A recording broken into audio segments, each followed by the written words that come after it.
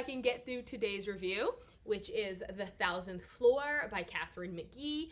Please excuse me if I call her Katharine McPhee. There is a singer by that name, and that is the name that pops into my head every time I think of this author. I can't tell you how I came across this book. Pretty cover, great title, so sure, why not? But I had no idea what it's about. I learned that it is referred to as a cross between Gossip Girl and Pretty Little Liars, which probably wouldn't have drawn me in. I have never read Pretty Little Liars. I've never seen Pretty Little Liars. I have seen Gossip Girl, and I think when I was much, much younger, I read a couple of the Gossip Girl books. Actually, I think I own a couple of the Gossip Girl books. I may have given them away because I wasn't reading them. It doesn't matter. But there's always something about that Gossip Girl lifestyle that people can't get enough of. For me, I love a mystery. I love a good thriller, good suspense. However, while it was immediately apparent that this was not going to be my kind of book, I tried to go into it with an open mind because the writing wasn't bad. It just felt juvenile. The characters felt flat and one-dimensional, and I didn't care about them, but the writing was okay. So I said, give it a chance. Forget that you are a middle-aged woman and see what comes of this book. Plus, it starts with a death. It starts with a character falling from the top of this 1,000-foot tower to her death. So that was actually my immediate impression, was that this book was going to be a mystery. It was going to be solving not only who died, but why they died. According to the book jacket, the book is New York City as you've never seen it before, a 1,000-story tower stretching into the sky, a glittering vision of the future where anything is possible if you want enough. Welcome to Manhattan, 2118. And then it gives us a list of all the characters, or at least all the point of view characters and who they are and what's going on with them. Before I get into a summary, or what I call a summary, but is really just an in-depth look at every nook and cranny of the book, my biggest problem, aside from character development, was the world building. There just wasn't any. It has made me feel better to find polarized opinions of this book. And what I thought was the most interesting was these two girls review together. One of them hated it, one of them loved it. So I find it really interesting what the reception has been for this book. Obviously, there's been enough positive reception that she was able to write the two other books in this series, which I will not read. People say that they are far better than the first book. But to me, the first book needs to be the best. The first book is the one that needs to draw you in and make you want more so that you can do the other two. And okay, so maybe your middle book isn't the best because that's what middle books do.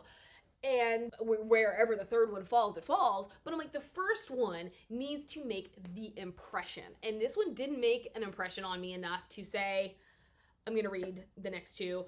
I have looked into them, I know what happens, and I still just don't care.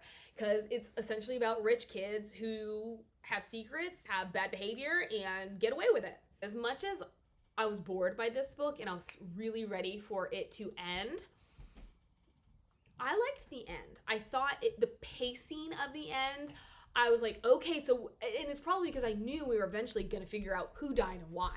But I thought that the pacing at the end was really quick and had more interest to it than the rest of the book. So at least McGee ended on a high note, even if the rest of the book fell flat. As I said, didn't know what the book was about, but the immediate introduction was a death. And I think that's where the first problem began. Because we get absolutely nothing about that very first scene until not the very last scene, but maybe the chapter before last. It was misleading. Our main characters, Avery, Eris, Ryland, who I keep wanting to call Ryland, so if I call her Ryland again, forgive me, Watt, and then Lita. Those are the narrating characters. Then we have Watt's supercomputer Nadia, Avery's adoptive brother Atlas, and that's it really as tertiary characters go that matter, or secondary characters go that matter. We do have some parents, we do have some friends who don't even have lines in the book. Oh no, we also have Mariel, who is, I'll get to her later. But as I said, my biggest issue with this book was the world building. Because somewhere along the line, I saw this book labeled as dystopian. But it's not really dystopian, because it's 100 years into the future and nothing major has happened to change what the future looks like. It's not like with Hunger Games, where there is this big world war and everybody essentially reverted back to the Dark Ages. It's just we've advanced technology. So I don't like calling this dystopian. I just view this as almost fantasy futuristic. But with that, I couldn't understand why things were the way they were. There were some technological things that were cool, but I wanted to know why. Like, I wished in the beginning of this book we'd had a setup as to why we have certain technologies, particularly this 1,000-floor tower, of which Avery lives at the top. So the higher you get, the wealthier you are, which means that, yes, Avery is like the wealthiest kid in the world. And there are mentions of other 1,000-foot tower or 1,000-floor towers in other parts of the world, but it's not like something happened in this world. Something happened to the oxygen or the airfield or whatever, so they needed to evacuate the surrounding areas and put everybody in this tower. It was like, oh no, we just have this 1,000-floor tower, but not only is it a 1,000-floor tower, and this was something that took me forever. I mean, not really forever, but I'm imagining a high-rise, something super tall, but it's just floor after floor after floor of apartments. I mean, yes, you get to the penthouse, or, the higher up you get, the bigger your square footage. But it's like cities unto themselves. The schools are inside this tower. They have parks inside this tower. Like, things are living and breathing and existing solely inside this tower, so that people don't actually have to leave the tower. And I wanted to know why. Because if life is existing just within this tower, why would you ever leave? Like, I didn't understand why we needed to have an indoor and an outdoor New York.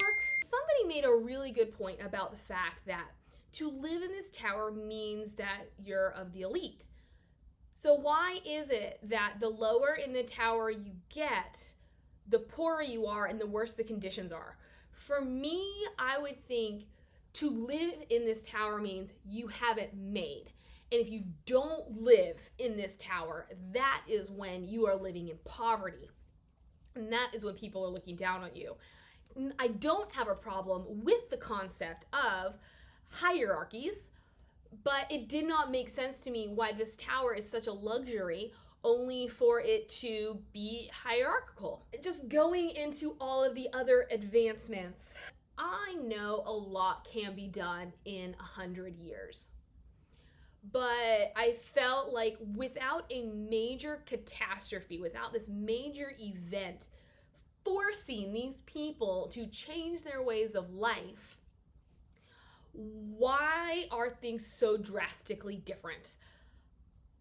I know that we are on the verge, or, right there at the beginning of self-driving cars and trying to do electric versus gas. But for them, it's all outlawed. Like, you're not allowed to have a regular car. Nobody knows how to drive a car. Like, they're illegal. You can't have them. Or, like, their drugs are via patches. So I know that's not a new concept. But it's like, there's so little left of the world we know in this world without an explanation as to why things advanced so quickly that I found myself being like, what's the need for all this? Like, I don't care about their advanced technology, because it just feels like McGee is saying, oh, here are all the things I thought of, whether or not we really needed them or not. Like, they're contacts. It's a really cool concept that It's almost like chipping a dog, where you know where they are at all times. You can monitor their vital signs.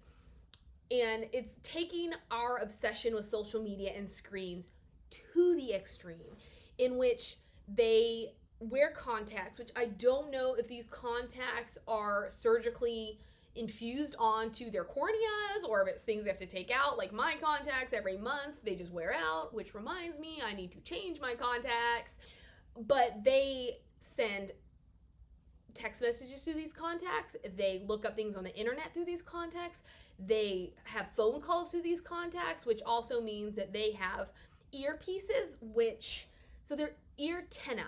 So do they take these things out at night, or again, are those surgically implanted into their body? So it's cool what these contacts do, but if I heard the word contact one more time, I was going to scream.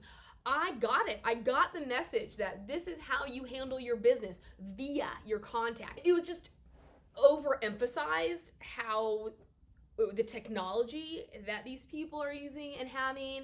I thought a couple mentions at the beginning was enough. And then it's just implied. Like, why do we have to keep saying the word contact? And that leads into the characters. After thinking about it, we could have cut out a couple, particularly Avery, because Avery is the golden girl. One of the really cool aspects of this world that I wished had been dived into more was that she was genetically manufactured. Her parents wanted a child and they had trouble conceiving, so they spent who knows how much money conceiving her, but in that they were able to pick and choose from their gene pool so that she's essentially the most perfect person on earth. I thought that was incredibly interesting. And I wish that what Katharine had done with it, instead of emphasizing how beautiful Avery is and how she hates that everybody only notices her beauty but has no substance, because she doesn't, she has no substance. I thought it would have been really cool if maybe there had been some sort of antipathy towards that kind of a human being, where people were like, we shouldn't be able to cherry pick the best qualities in order to make superhumans. So I think having her deal with that kind of situation would have helped to evolve her and give her more depth. Instead, we start with, oh, I'm tired of people telling me how beautiful I am. Like, it was okay at first, but over time, it lost its luster. And so the main thing about Avery, though, that is supposed to make us care about Avery is her incestuous feelings towards her brother, Atlas. The thing about that is people, from what I can tell, even the people who liked this book, liked the series, they never cottoned on to that. Some people are okay with the stepbrother romance. And for me, I didn't like the adopted brother angle because it was too close to actual siblings. Even though I really disliked this angle, I did like the romance of it. I thought McGee did a good job at portraying the angst that comes with a forbidden love. And for the majority of the book, the way that Avery had to deal with him either being gone or interested in somebody else, and how she's like, but this is the person I want, but I can't have him, yet I have to suffer through not having him and all that entails. I was trying to look at it from the inside and from the outside. From the inside of a girl who realizes this relationship is fine. Like, it's acceptable because they're not blood related. But yes, it would be a scandal from the outside, so I could understand why she's worried, or why people will have the reaction they will if these two ever get together. I would have preferred it to be a different kind of forbidden romance. Like, she still loved him from afar, but something else was the reason. Like, maybe he's a close family friend. His parents die, and he comes to live with them. And so because they're under the same roof, that's just, they're just too close in quarters. I don't know, something besides the adopted angle. I don't understand how she got away with it, particularly for a YA novel. I don't know if it was the publisher and or her agent thinking, let's try to break that stigma. Like, let's do something shocking and maybe make it more acceptable. I have no idea. As far as I can tell, nobody has liked it. Nobody. As much as they've liked Avery or Atlas or the relationship, they don't like that they are siblings. My other thing with that relationship is, and I will get to the summary eventually, I promise, I do not understand why Avery even liked Atlas, because he was a non-entity. He appeared a chapter or two into the book, but we learn that he's been gone. Like, he just disappeared for almost a year. The only thing that I get from her about why she likes Atlas is because he's not perfect. So it's like, from the moment that her parents brought him home, what she noticed was his imperfections. And that is interesting, how she is the most perfect person in the world. And so what she fixates on are imperfections. So I think that's cool, but we didn't play up on any of that. All we know is she likes him because he's not perfect. Like, physically, he's imperfect. But we get nothing about his personality. We know he plays hockey, and I guess he's a hockey stud star, whatever. So then when he enters the picture, he doesn't even talk. Like, we get no conversations because the romantic rival is Lita. So we get two perspectives that are both pursuing the same guy, yet neither perspective actually shows the person interacting with him. Why are we fighting over somebody who, for all intents and purposes, has no personality? There's no substance there for people to want. For all I can tell, Lita just thinks he's hot as well. The storyline, the plot.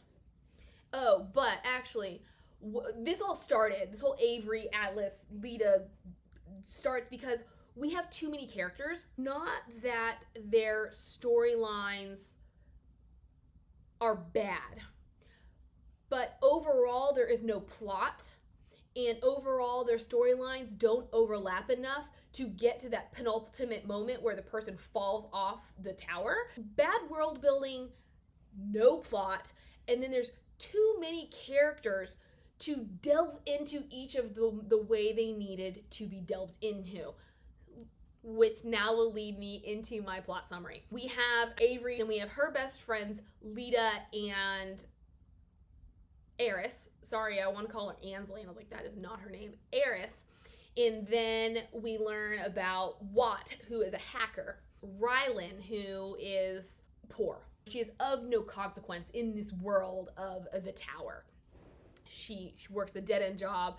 She's an orphan, so she's trying to make ends meet while taking care of her sister. And then we meet Lita, who is just coming back from a stint in rehab. So over the summer, she had been in rehab because she had an addiction to essentially super powerful ADHD medicine. And she was confusing for me. Like, by the end, the writing that I thought I could accept was unacceptable because there are things I thought were contradictory. When we first meet Lita, she tells us she became addicted to this medication because she had slept with Atlas, and then the next day he's gone. Like, he has disappeared. This is when he goes on his journey, which is eventually chalked up to the fact that he can't have Avery. So I guess him sleeping with Lita showed to him that what he wants is Avery, but because he can't have Avery, he needs to get out of town. The impression we're given is when he abandons Lita, she can't handle things. So she becomes addicted to this medication. Over the course of the novel, it's revealed that she actually already had an addiction to this medication, and then his abandonment led her to overdo it. I don't know, do with that what you will, but she is coming home. Nobody knows that this is what has happened. They just think she's been off doing what she's doing for the summer. Her parents are just super worried about a relapse. They have all these restrictions and they got their eyes on her and it's annoying her, but she goes to a party thrown by this guy named Cord along with Avery, and they're doing their thing. We are then introduced to Watt, who is not actually at the same party, but he's at a party in the tower, and we are figuring out that he has some kind of advantage with the ladies. There's something going on with him as he is flirting with this woman who's far out of his league. And we learn that he has essentially a supercomputer in his brain called Nadia. And this is when it goes back to poor world building. Because, yes, this type of supercomputer is illegal, but why? We're never told why. With all of these advancements, with all this technology they must have supercomputers. So what is it about her that is so illegal? What we're learning from him is that he is incredibly intelligent, and when he was younger, he had started the process of developing this supercomputer. He's working at it one night at, I think, his summer camp or something. His teacher, professor, whoever it is, stumbles across it and is like, you need to get rid of it now, because basically if he doesn't, they're all in trouble. Like, he could go to jail for the rest of his life for having this computer. He pretends to destroy it, but what he actually does, he has managed over the years to shrink down the size of Nadia until it's at a point where when he goes this guy, the guy implants it into his brain. Now, I got a sideline here with Nadia. I got serious, like, romance vibes from her. Like, she had Watt all to herself, but then when he started showing interest in Avery for more than just superficial reasons, she felt threatened and was trying to ruin his chances with her. Agree with me if you will, don't agree with me. I'd love to know your feedback. I just really felt like Nadia started to get overprotective of Watt, and he admits that he programmed her so that she would be more human. Is it that big of a leap going from technology to being too human, having the ability to learn and adapt and perhaps take on human characteristics?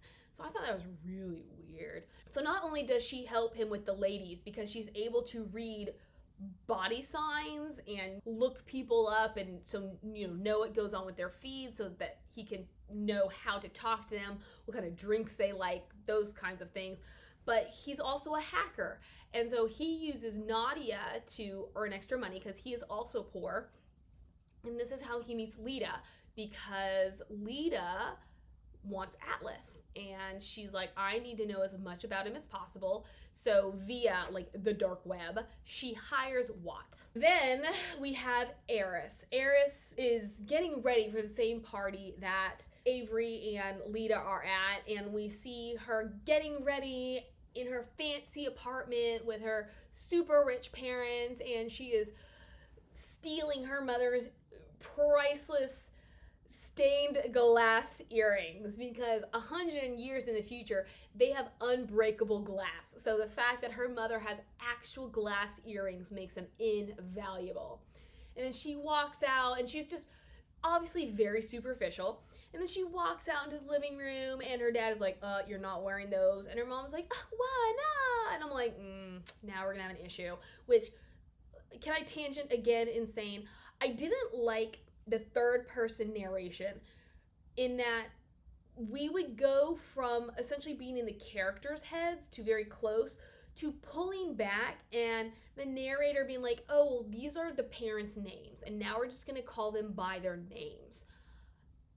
It was really awkward for me, and I didn't like how she'd be like, I think Eris's mom's name was Caroline, and what is it? Dodd Radson.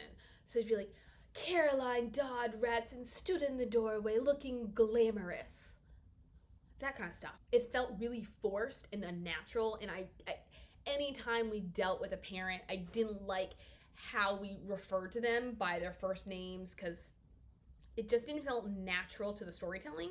In any case, she goes to the party, she's looking all hot, and she's like, oh, I need to go find Cord because we're hookup buddies, but I also need to let him know that I'm in charge, so I'm gonna pull away before we're done. Then we meet Rylan, who is sneaking into the tower. So it's like, I guess the bottommost floors of the towers are more utility, then I guess you can even get into like under the tower, and that's where a lot of non-tower kids, or whatever you want to call them, party. So our initial impression of her is that even though she is in charge of herself and her sister and she has no money, like she goes out and gets high all the time and spends her time with people who are in direct opposition to her goal in life, only to get a phone call from Cord, who is like, so the thing is, I'm having this party and I need a maid. I know everybody in our society uses bots, but I still like to use humans. So basically, I will pay you more for one night's work than you'll get in, I don't know, a month at your job. Because her mother used to be a cleaner for his family. That's how she enters the equation. As I said, Lita is obsessed with Atlas. So she enlists Watt to find out whatever he can on Atlas, which is nothing, which again was such a missed opportunity in getting to know Atlas. We have Avery pining away for Atlas, but we still don't get Atlas, and then all we get from Avery is glimpses into overindulgence and no personality. And then we get Watt, who eventually meets or encounters Avery, and because she's the most beautiful girl in the world, he becomes obsessed with her.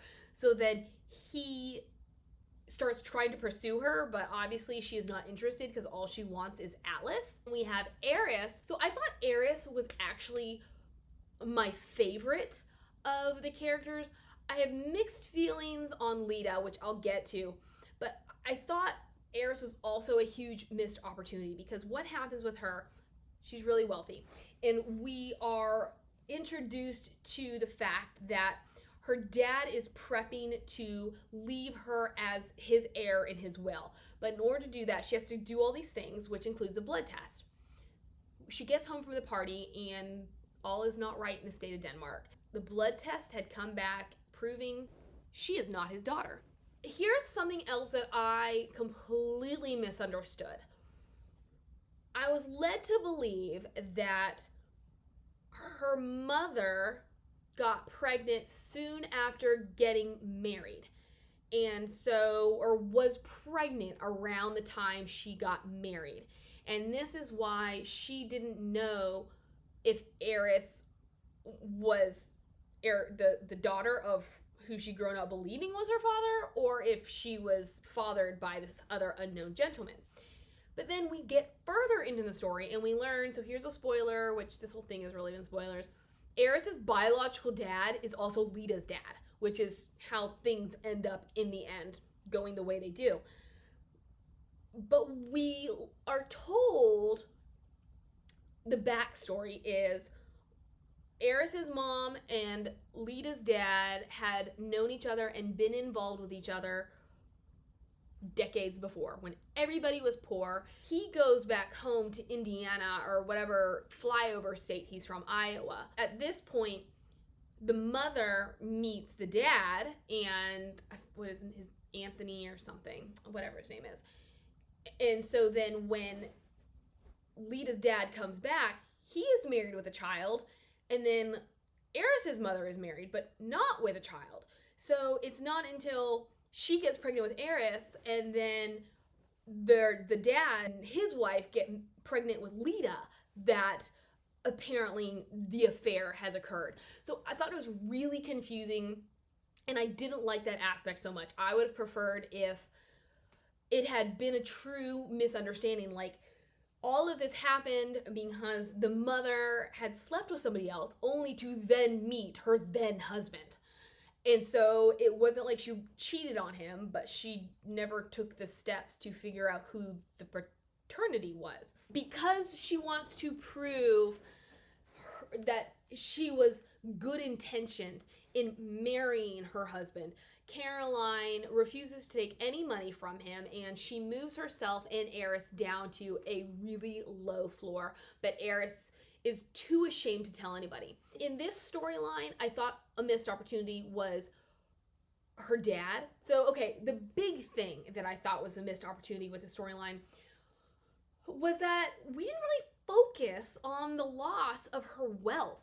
We went straight from, oh, he's not my dad, mom doesn't want us to live in this apartment and he wants nothing to do with me, to I've met somebody on this lower floor and now I'm going to get into this whole new relationship. So on one hand, I understand it because it is her adjusting to her new lifestyle and trying to reconcile herself with the fact that I can't dwell. Like, I do need to explore what's going on with me now. But I thought it would have been much stronger and given her far more depth if her storyline was strictly about the loss of her wealth and being doused with cold water at having nothing and worrying about being judged by these people you thought were your friends, but now you're realizing they never were. Everybody is so superficial that if they knew what happened to you, you'd be all alone. So I thought that would have been a much more interesting, especially in comparison to everybody else who is so one-dimensional. Let's go into Lita from there because she was another one I thought had a lot of potential. Lita is a hot button issue. Most people don't like her, which I can understand why. However, I think I dislike her for a different reason than they do. They just thought she was annoying. For me, she was annoying. Her obsession with Atlas was annoying. I kind of wanted her to move on. Like, move on, come back, move on, come back, but stop fixating. But since she didn't do that, since she was fixated, I thought it was going to be kind of like, ooh, Lita has issues. Like, she's messed up in the head, and we're going to see her descent. We're going to see her stalkerish tendencies, and even though we don't like it, it's really intriguing. And that's not what it was. It was just like, oh, because Watt uses the pseudonym Nadia for his hacker dealings. And she's like, oh, Nadia, find me this, find me that, find me this, find me that. And then it just boiled down to when Atlas said, thanks, but no thanks, I like somebody else. She's like, who is it? So it could have been cool, but because we had so many other characters with so many other problems, we couldn't see Lita's evolution or de-evolution. Eris and Lita, they don't really like each other because Lita did kind of come from meager beginnings. And I thought this was interesting, and I kind of wished it had gone further. We see that she got into Avery's group because upon first entering this world, the first thing she sees is this perfect girl. And all she wants is to be part of that group. So you see the beginnings of Lita's mental instability, like her desperation to do what it takes to fit in. Eris discovers Lita's dad is her dad. He says, look, I'll give you bukus of money in exchange for not revealing your parentage. So basically, yeah, I'm just going to buy you off. Lita, on another note, on her side, is starting to unravel and she's starting to see things. So she sees this meal that Eris is having with her dad, and she's assuming, because she's already thinking this, she's like, oh, so Eris is having an affair with my dad. She's like, oh, I can't handle it. I need to take some drugs. She goes and contacts her dealer, and her dealer's like, so I don't have what you want, but I have all this other stuff. And in this other stuff it's called a spoke. So a spoke is basically a prescription drug. It is Cord's prescription drug because Cord's parents had died when he was younger, which again, we could have done so much with that. Rylan had stolen these because she was in such financial straits that she was not going to be able to pay her rent. So she stole these spokes, and her boyfriend was going to sell them to get her rent money. He ends up getting arrested and things with that. But Lita, and this is something I did think was interesting in terms of technology. The prescription medication is specific towards each person. They're able to somehow specify this medication to identify each particular person's needs and then handle it from there. So obviously, if you're taking someone else's prescription with their different dosage or whatever, like, you're going to get your high. And so Lita's like, I've had this high before. So she realized that it was Cord's. She goes to Cord's apartment, tells his brother, who why was he necessary to this book? And then from there, he gives her the medication that she wanted, the drug she wanted, and it gives her the hyper focus that enables her to connect the dots and realize that Watt is Nadia. So then she goes to him and she's like, yeah, so I know who you are and you need to tell me who Atlas is involved with. And then he had recently realized, like, he had cut things off with Lita. He was like, I'm not dealing with this crazy person anymore. But she drugs him. He reveals that Atlas and Avery have now begun a sexual relationship. So now she has all this dirt. And I know I've completely skipped Rylan, but with her, yeah, she begins working for Cord. She starts falling for Cord. It's completely cliched. Hero, her boyfriend, gets arrested the day that she's coming to break up with him.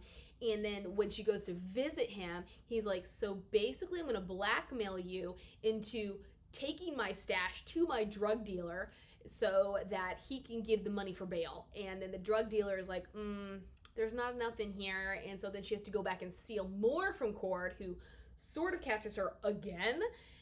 But then they end up going to Paris together. It's just none of this makes sense. Like, it's so utterly ridiculous. Bryce, now knowing what she has done, tells her, hey, you got to break up with Cord or else I'm going to tell him what you've been doing. So this is how we end up at the end, where Atlas and Avery, their parents have been gone. So they've been doing their thing freely. But now that the parents are coming back, they are going to run away together. So they're having an incognito goodbye party. It's a party, but nobody knows that it is essentially their farewell party. So we have Lita show up, and she's like, I know what's going on here. And Avery, in an attempt to talk her down from the ledge, brings her up to the roof, which is illegal. Like, you're not supposed to have roof access, but somehow there is roof access from her pantry. She has kept it a secret until now. She's like, there's nowhere else for me to talk to Lita, so I'm going to take her up to the roof. They're up there, they're arguing. Eris, who has now come back into money, has had a fight with Mariel because she's so superficial that she switches on a dime, and as soon as she has her money again, she's like, I don't know if you're good enough for me. She goes up to the party. She encounters Cord, who tells her about his failed relationship with Rylan, who he, the boy who cannot fall in love, has fallen in love with after like a month. She's like, oh my gosh, I've made a mistake. I really do care for Mariel. She apologizes. Mariel responds, and then Eris is like, you know what? I want to come see you, but first I've got to do something else. And that something else is get Cord and Rylan back together, because Rylan had an encounter. She had a conversation with someone, and they were like, you just need to tell him how you feel, and if they don't, like, and if he feels the way you feel, you'll work it out. So she comes to the party, but she sees him with Eris, and so she automatically assumes, well, it's over, like, over, like, I'm not even gonna pursue this. So she runs away. And then Eris is like, look, Cord, I'm gonna do one good deed for you. I'm gonna go get you your girl. They both end up on the roof, and Lita, who is under the assumption that Eris is having an affair with her dad, is like, what are you even doing here? Why are you in my space? Blah, blah, blah, blah, blah. She ends up pushing Eris off the roof. That's the ultimate spoiler. That is the person who died. That is the person whose death meant absolutely nothing throughout the entirety of this book. And all these people just have these first world problems, and anything interesting about them was underdeveloped because there was just too much going on. Rylan could have had a lot going on, but all we focus on is, instead of her goal of taking care of her sister, making sure that they have food on the table and have a place to live, instead Jet sets off with Cord, who she falls in love with ridiculously fast, and completely disregards her sister. And I'm like, I thought your sister was your reason for living. What's going on here? Or, Cord, because his parents had died, and that's why he has all this medication. Yet we stumble upon him watching old home movies, so it's obvious that he still has his demons, he's still battling things, but is any of that ever talked about? Absolutely not. All they do is go to the beach and drive illegal cars. I don't know. I stopped paying attention, I think. This book just was not substantive. I honestly do not know why people like it so much. We are led to believe at the very end that Avery has something on Lita. So there's mutual destruction, but we don't know what that is. And so, yes, at the end, when everybody's on the roof and they see her push Eris off the roof, they're like, oh my gosh, we need to call the police. And she's like, no. And they're like, but we all saw you do it. And she says, well, I have dirt on you and you and you and you and you. I just wanted one thing to turn the tables on her and say, well, you might have dirt on me, but I have dirt on you. That's what we do learn at the end, where Avery is at Eris's funeral. We're left off with this impression that, okay, so Lita might have the upper hand, but Avery's got something on her too. But in the moment when Lita thinks that she's got it all, I would have liked someone to put a chink in her armor, just because I was really tired of her self-righteousness. Don't forget to like, subscribe, do all that stuff, and thank you for bearing with me. This was a crazy review. It was not one of my finest, but there we go. I'll see you later.